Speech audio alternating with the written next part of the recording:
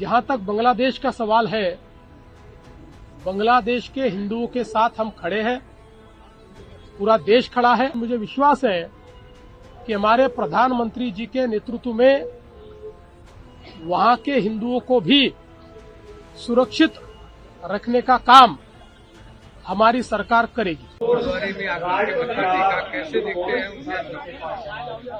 देखिए, हमारे भारत के इतिहास में हमारे सिख गुरुओं ने दिया हुआ जो बलिदान है वो अविस्मरणीय इस प्रकार का बलिदान है। हम सभी जानते हैं कि गुरु तेग बहादुर जी हो या 10वें गुरु गोविंद सिंह जी हो, इनका बलिदान ये केवल अपनी कौम के लिए नहीं था, तो समूचे भारतवर्ष के संस्कार, संस्कृति, धर्म, भाषा सभी को बचाने के लिए ये बलिदान था। और विशेष रूप से गुरु गोविंद सिंह जी, इनके तो पूरे परिवार का बलिदान हुआ और उनके 6 साल के और 9 साल के साहिबजादे फतेह सिंह जी और जोरावर सिंह जी, इनको उस समय मुगलों ने दीवारों में चुनवा दिया, लेकिन बावजूद उसके अपने कार्य को कभी भी उन्होंने अधूरा नहीं छोड़ा और अंत तक उन्होंने हम सबकी रक्षा की। हमारे प्रधानमंत्री आदरणीय नरेंद्र मोदी जी ने ये फैसला किया कि ये जो भारत का इतिहास है, हमारी संस्कृति का जो इतिहास है, हमारे पूरे मानवता को बचाने का जो इतिहास है, इस इतिहास को हमारे आने वाली पीढ़ियां भूले नहीं, इस बलिदान को भूले नहीं। इसलिए 26 दिसंबर को वीर बाल दिवस के रूप में इसको मनाने का फैसला हुआ। आज यहां गुरुद्वारे में आकर मैंने गुरु ग्रंथ साहिब के सामने अपना शीश नमन किया और उसके बाद हमारे साहिबजादों को भी यहां पर आदरांजलि अर्पित करने का काम हमने किया है। और मुझे लगता है कि हम लोगों को ये इतिहास याद रखना होगा, क्योंकि वो थे इसलिए आज हम हैं। जफरनामा अभी भी उसकी मूल प्रति अपने हाथ से लिखी फारसी भाषा में औरंगजेब के नाम, और उसको आप लोग ऐतिहासिक तथ्य के तौर पर पेश करने वाले हैं, उसको पेश करने वाले। पहला सवाल तो मेरा ये क्या रहेगा।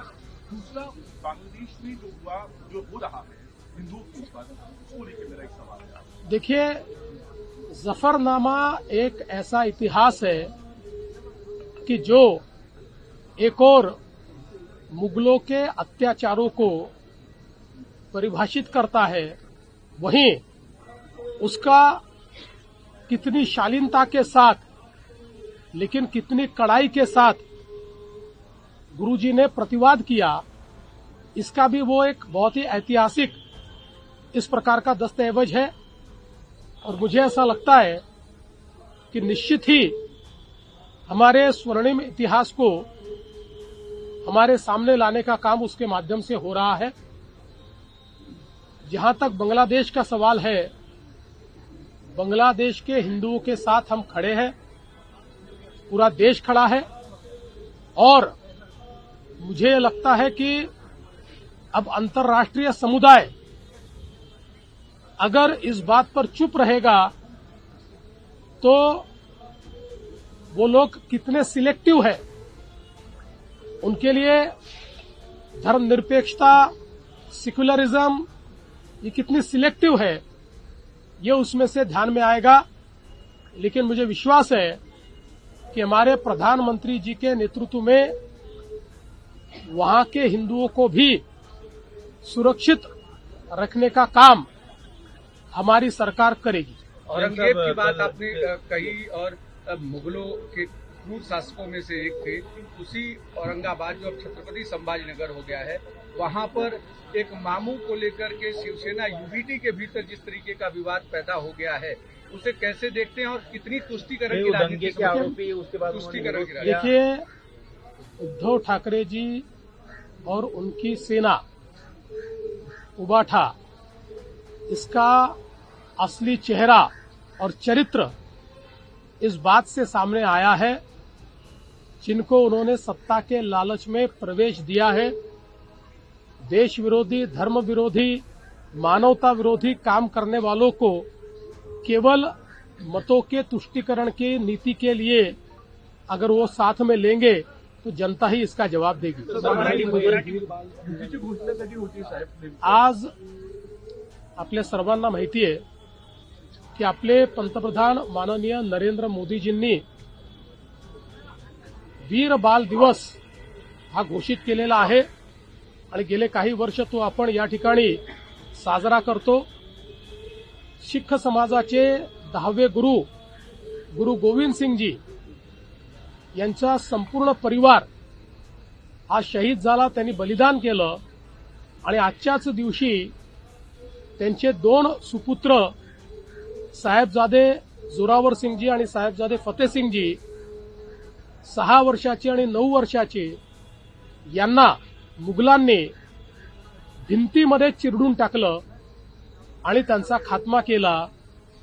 अशा पद्धतीनं शहीद झालेले हे दोनही शहजादे आमच्या गुरु गोविंद सिंगजींचे सुपुत्र यांच्या स्मृतीप्रित्यर्थ आजचा दिवस साजरा होतो।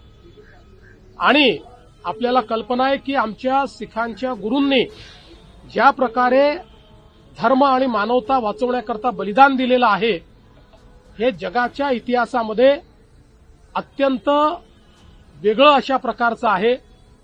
त्यांच्या बलिदानामुळेच आज आपण सगळे हा दिवस बघू शकतो आणि म्हणून अशा आपल्या देशामध्ये देशाच्या संस्कृतीकरता, धर्माकरता ज्यांनी बलिदान दिलं अशांची आठवण ठेवणं आणि त्यांना नमन करणं हे महत्वाचं आहे। म्हणूनच आज मी या ठिकाणी गुरुद्वारात आलो, गुरु ग्रंथ साहिब यांच्या समोर मी त्या ठिकाणी नमन केलेलं आहे आणि दोन्ही शहीद सुपुत्रांना त्या ठिकाणी मी श्रद्धांजली अर्पण केली। पण दुसरीकडे संभाजीनगरमध्ये पाहतोय आपण दंगलीसारखे गंभीर गुन्ह्यांच्या राशीद मामूंना ठाकरे गट प्रवेश देतोय, एकीकडे आपण बाल दिवस साजरा करतोय, कुठल्या बाजूला महाराष्ट्र चाललाय अशा? मला अतिशय दुःख आहे की हिंदू हृदय सम्राट शिवसेना प्रमुख बाळासाहेब ठाकरेंच्या सुपुत्रांनी या ठिकाणी अशा पद्धतीनं मतांचं लांगुल चालन करण्याकरता अशा व्यक्तीला प्रवेश दिलेला आहे। यातनं त्यांचं चरित्र आणि त्यांची दिशा ही स्पष्ट होते आहे। त्यांना आता लांगुल चालन करायचं आहे, विशिष्ट लोकांचे जोडे चाटायचे आहेत आणि त्यातनं मतं मिळवायची आहेत। पण जनता हे बघते आहे, देशप्रेमी, देशभक्त आणि राष्ट्रवादी लोक हे पाहतायत, त्यामुळे याचं नुकसान त्यांना सहन करावंच लागेल। युतीची घोषणा नेमकी कधी होणार आहे? जागा वाटपाचं काही ठरलंय का? आम्हाला घोषणा करण्याची आवश्यकता नाही, आम्ही एकत्रच आहोत। ते वेगवेगळे होते, पुतीन आणि झेलेन्स्की एकत्र आले तर युती करावी लागते, त्यामुळे त्यांनी ती एकत्रित येऊन केली, पण त्यांनी काय केलं हे माहितीच नाही। केली म्हणतात पण जागा घोषित केल्या नाही। आमचं नीट चाललेलं आहे, सगळं झालं की तुम्हाला सांगून देऊ, आमची युती आहेच, आता जागा वाटपच तुम्हाला सांगायचं। या नवपालिकांच्या मुद्द्यावरून भाजप राष्ट्रवादीमध्ये युती होणार नाही असं स्पष्ट करण्यात आलं। त्यांचा स्टार प्रचारकाची यादीत समावेश करण्यात आलाय। अजून भाजप राष्ट्रवादी संदर्भात काही अधिकृत निर्णय झालाय? असं आहे की आता आपल्याला याची कल्पना आहे की या संदर्भात यापूर्वीही आम्ही सांगितलेलं आहे आणि आता राष्ट्रवादींनी स्पष्ट केलेलं आहे, त्यामुळे आता याच्यात पुन्हा नव्याने सांगण्याचं काहीच नाहीये।